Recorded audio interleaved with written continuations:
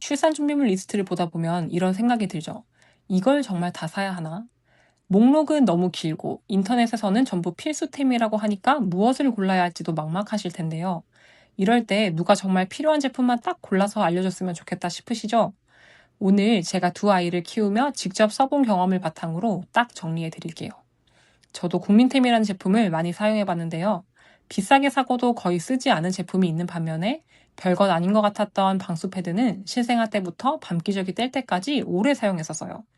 그래서 오늘은 제가 직접 사용해본 출산 준비물 중 실제로 잘 쓴 제품과 아쉬웠던 제품을 솔직하게 말씀드릴게요. 제가 육아를 시작한 지 4년 정도 됐는데요. 영상을 준비하면서 보니까 제가 사용했던 제품 중에는 지금 구하기 어렵거나 단종된 제품들도 있더라고요. 그런 제품은 현재 국내에서 구할 수 있는 대체 제품도 함께 소개해드리겠습니다. 첫 번째는 아이닉 분유포트입니다. 저는 첫째와 둘째를 키우면서 브레짜 분유 제조기를 2번 다 사용을 해봤습니다. 첫째 때는 직접 구매를 했었고 둘째 때는 지인에게 받아서 사용을 했었는데요. 브레짜의 가장 큰 장점은 역시 속도였어요. 버튼만 누르면 몇 초 만에 분유가 나오니까 아기를 안고 있을 때 분유를 만들기도 편하고 특히 정신없는 밤중 수유 때는 정말 유용하게 사용하게 되었습니다. 그런데 2번 모두 일정 기간 사용한 뒤에 브레짜를 처분을 했는데요. 그 이유는 먼저 버려지는 분유량이 생각보다 꽤 많아 보였어요. 그게 너무 아깝더라고요. 두 번째는 부품을 자주 분리해서 씻어줘야 되는데 보이는 부분은 세척할 수 있지만 안쪽은 깨끗하게 관리가 되고 있는지 모르겠고 세 번째는 밤중 수유 시간에 세척이나 물 분유 보충 시기가 겹쳐지면 편하려고 산 제품이 좀 귀찮게 느껴지더라고요. 마지막으로는 분유가 설정한 농도대로 정확하게 나오고 있는지 확인이 안 되니까 아기가 어느 정도를 수유하고 있는지 감이 잘 안 와서 안 쓰게 되었습니다. 그래서 이런 여러 이유로 저는 직접 분유를 타는 방식으로 바꾸게 되었어요. 처음에는 직접 분유를 타면 오래 걸릴 줄 알았는데 막상 해보니까 생각보다 간단했습니다. 물과 분유의 양을 직접 확인할 수 있어서 농도를 정확하게 맞출 수 있었고 또 필요한 만큼만 타니까 버려지는 분유량도 없었어요. 관리도 여러 부품을 할 필요가 없이 전기 포트만 관리하면 되니까 제 기준에서는 오히려 더 편안하게 느껴지더라고요. 또 밤에도 어차피 수유를 하러 일어난 거니까 분유를 몇 초 더 빨리 만드는지 늦게 만드는지가 크게 차이 나게 느껴지지 않더라고요. 그래서 저는 당연히 일반 전기 포트를 추천해 드리려고 했는데요. 전기 포트의 가장 아쉬운 단점이 있다면 바로 물이 든 포트를 매번 직접 들어야 한다는 점이었어요. 첫째 때는 크게 느끼지 못했지만 둘째 때는 후라이팬 하나를 드는 것도 손목에 무리가 가더라고요. 이게 물이 든 포트도 한두 번은 괜찮지만 하루에도 여러 번 반복해서 들다 보면 손목에 꽤 부담이 되거든요. 그래서 최근에 나온 제품들을 꼼꼼히 찾아보다가 제 기준에 가장 가까워 보였던 제품이 아이닉 분유포트였습니다.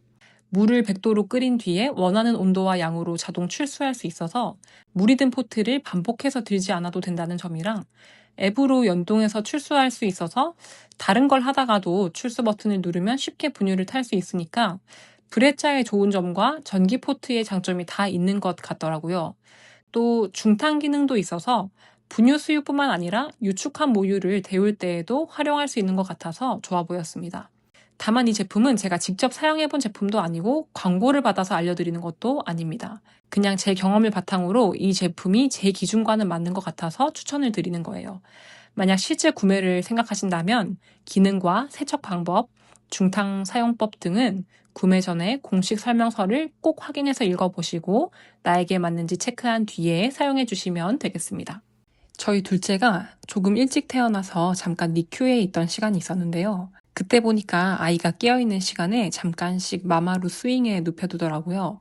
그래서 저도 따라 구매하게 된 제품입니다. 아이를 키우다 보면 계속 안아주고 이리저리 다니면서 달래줘야 할 때가 정말 많거든요. 계속 안아주고 싶어도 밥을 먹거나 집안일을 해야 돼서 그러지 못할 때가 있는데 그럴 때 잠깐씩 정말 잘 사용한 제품이에요. 다만 스윙은 아기를 재우는 침대가 아니기 때문에 저는 아이가 깨어있고 제가 옆에서 지켜볼 수 있을 때 짧게씩 사용했어요. 사용하다가 잠이 들면 단단하고 평평한 수면 공간으로 바로 옮겨졌습니다. 그리고 또 정말 오랫동안 잘 사용한 제품은 스토케의 트립트랩이에요. 저는 이유식 시작할 때쯤부터 사용했는데 이유식 시기에만 잠깐 사용하는 의자가 아니라 아이가 크는 동안 좌석과 발판 높이를 조절하면서 지금까지도 계속 잘 사용하고 있습니다. 밥 먹을 때뿐만 아니라 아이와 여러 활동을 할 때도 다양하게 쓸 수 있어서 활용도 측면에서도 너무 좋더라고요. 저는 마마루와 트립트랩을 각각 따로 구입해서 비용이 2번 들었었는데요. 마마루처럼 움직이면서 달래주는 제품은 아니지만 집에서 가족이 식탁에 모여있는 시간이 많고 신생아 때부터 오래 사용할 제품을 찾으신다면 처음부터 트립트랩 뉴본 세트를 한번 고려해보셔도 좋을 것 같습니다. 정리하면 아이를 잠깐 달래줄 움직이는 제품이 필요하다면 마마루 스윙, 신생아 때부터 식탁 가까이에서 오래 사용할 제품을 찾는다면 트립트랩 뉴본 세트를 추천해드립니다. 기저귀 가리대를 필수템으로 생각하시는 분들이 많으실 텐데요. 저는 부피가 큰 기저귀 가리대보다는 방수 패드를 좀 더 추천드리고 싶습니다. 아이가 뒤집기 시작하면 안전벨트가 있어도 높은 곳에서 기저귀를 가는 게 좀 불안하더라고요. 그래서 저는 주로 침대나 바닥에 방수 패드를 깔고 기저귀를 갈았습니다. 기저귀가 새거나 아이가 갑자기 소변을 봐도 침대나 바닥이 바로 오염되지 않아서 좀 편하더라고요. 방수 패드의 가장 좋았던 점 중에 하나는 신생아 때만 쓰고 끝나는 제품이 아니라는 점이었습니다. 기저귀를 갈 때뿐만 아니라 터미타임을 할 때도 바닥에 깔아줬고 나중에는 밤기저귀를 떼는 배변 훈련 시기에도 유용하게 사용했어요. 하나의 제품을 시기마다 다른 용도로 사용할 수 있어서 활용도가 정말 높았습니다.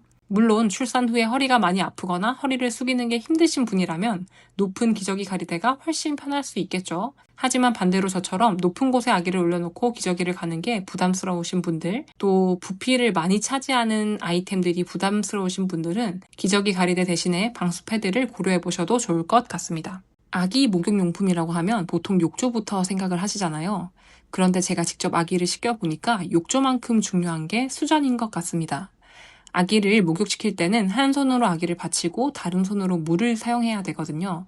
그래서 수전 헤드를 길게 뽑아서 원하는 위치로 움직일 수 있는 제품이 저한테는 굉장히 편했습니다. 목욕할 때도 그렇지만 기저귀를 갈아줄 때 또 응가를 시켜야 할 때도 수전을 자주 사용하게 되는데요.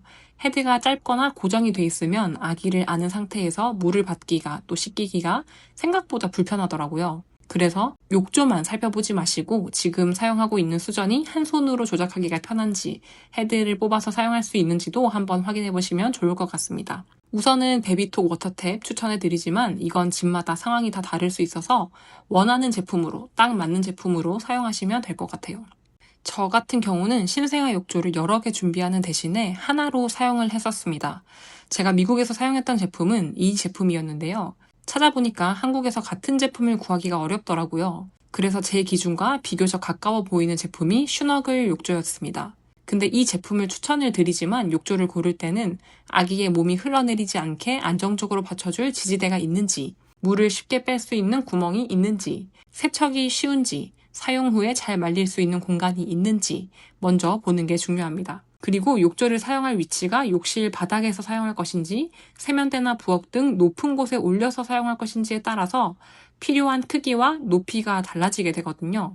그래서 실제로 사용할 곳을 먼저 정하고 공간의 높이와 크기를 확인하고 고르시는 것을 추천드릴게요. 아기 바디워시와 로션은 처음부터 여러 종류를 준비할 필요가 없습니다.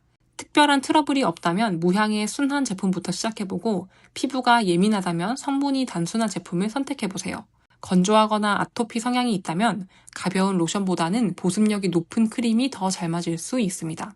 저는 식물 유래 성분을 선호해서 얼스마마 제품을 사용했는데 저희 아이들에게는 잘 맞았어요. 이 식물 성분도 아이에 따라서 자극이 될 수 있으니까 처음에는 세정제와 보습제 하나씩만 준비해서 작은 부위에 먼저 사용해보시는 걸 추천드릴게요. 성분표가 짧다고 해서 천연 원료가 많다고 해서 무조건 순한 것도 아니고 향료나 에센셜 오일의 유무, 세정력과 보습력을 아이에게 맞춰서 사용하시는 게 더 중요합니다. 이거는 너무 아이의 피부 타입에 따라 달라서 특별한 제품을 딱 추천해드리기가 어렵고요. 결국 추천템보다는 우리 아이 피부에 맞는 것을 골라서 사용하시는 것을 추천드릴게요. 저는 유모차는 페도라 L4를 사용했었는데요. 외출할 때마다 어디 제품인지 물어보는 분들이 있을 정도로 정말 잘 사용했었어요. 디럭스 유모차라 크고 무겁긴 했지만 아이를 태웠을 때 안정감이 있었고 울퉁불퉁한 길에서도 흔들림이 덜했습니다. 저는 산책과 장시간 외출이 많아서 휴대용이나 절충형보다는 디럭스 유모차가 더 잘 맞았었고요. 짐을 넉넉하게 실을 수 있고 등받이와 손잡이 높이도 조절할 수가 있어서 약 4년 동안 정말 잘 사용했습니다. 지금은 같은 모델을 구하기가 어려워서 비슷한 기준으로 찾아봤었는데요. 안정감과 주행감, 수납 공간을 중요하게 본다면 뉴나 믹스 넥스트 같은 풀사이즈 유모차를 비교해 보실 수 있을 것 같고요. 차에 자주 싣거나 대중교통을 많이 이용한다면 뉴나 트리브 넥스트처럼 조금 더 가벼운 절충형이나 한 손으로 빠르게 잡고 펼 수 있는 기능이 있는 제품들이 더 편하실 것 같아요. 유모차는 가능하면 직접 밀어보고 접었다가 펴보고 차 트렁크에 들어가는지도 확인하는 게 가장 좋습니다. 저도 지금은 아이가 둘이고 막 돌아다니는 시기라서 안정감보다는 빠르게 접고 펼 수 있는 기능이 있는 걸로 바꿔서 사용을 하고 있습니다. 결국 유모차는 우리 집의 이동 방식과 보관 공간, 자주 다니는 길에 맞춰서 고르시는 것을 추천드립니다. 아기띠도 하나의 제품으로 신생아 때부터 끝까지 사용하기보다는 아이가 자라면서 편한 형태에 따라서 달라지게 되더라고요. 아주 어린 신생아 시기에는 코니 아기띠를 정말로 잘 사용했습니다. 부피가 작고 아이를 몸에 딱 밀착시킬 수가 있어서 집안에서 아이를 달래거나 가까운 곳에 잠깐씩 외출할 때 너무너무 잘 사용했어요. 다만 여름에 부모와 아이가 좀 덥게 느껴질 수가 있고 아이가 무거워지면 엉덩이를 단단하게 받쳐주는 느낌이 없어서 저는 조금 불안하게 느껴지더라고요. 그래서 아이가 조금 더 자란 뒤에는 포근의 힙시트로 바꿔서 사용했습니다. 아이들이 걷기 시작하면 조금 걷다가 안아달라고 하고 안아주면 다시 내려달라고 하잖아요. 힙시트는 빠르게 앉혔다가 또 내릴 수 있어서 이런 시기에 정말 편했습니다. 유모차를 가져가기 애매한 짧은 외출이나 잠깐씩 이동하는 상황에서도 유용하게 사용할 수 있습니다.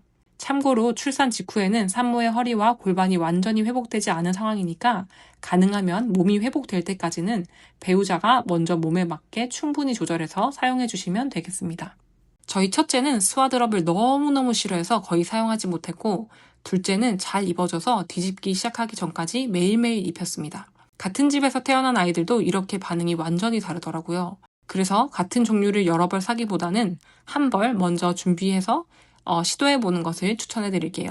아이에게 입혀보고 잘 받아들이면 그때 여러 개 추가해도 늦지 않는 것 같습니다. 그리고 아이가 뒤집기를 시작하면 팔을 고정하는 형태의 스와드럽은 계속 사용하지 않는 것이 좋습니다. 저희 아이는 모기에 물리고 나면 계속 긁어서 상처가 나기도 했었는데요. 패치를 붙여두면 가려움이 덜하니까 손으로 계속 긁는 걸 막는 데 도움이 되더라고요. 부피도 작아서 기저귀 가방이나 여행 가방에 쏙 넣어 다니기도 편했습니다. 다만 모기에 물리지 않도록 막아주는 기피제는 아니기 때문에 여름 외출 시에 기피제들을 사용하신 후에 혹시나 물렸다면 긁어서 상처가 나지 않게 붙여서 사용해 주시면 되겠습니다.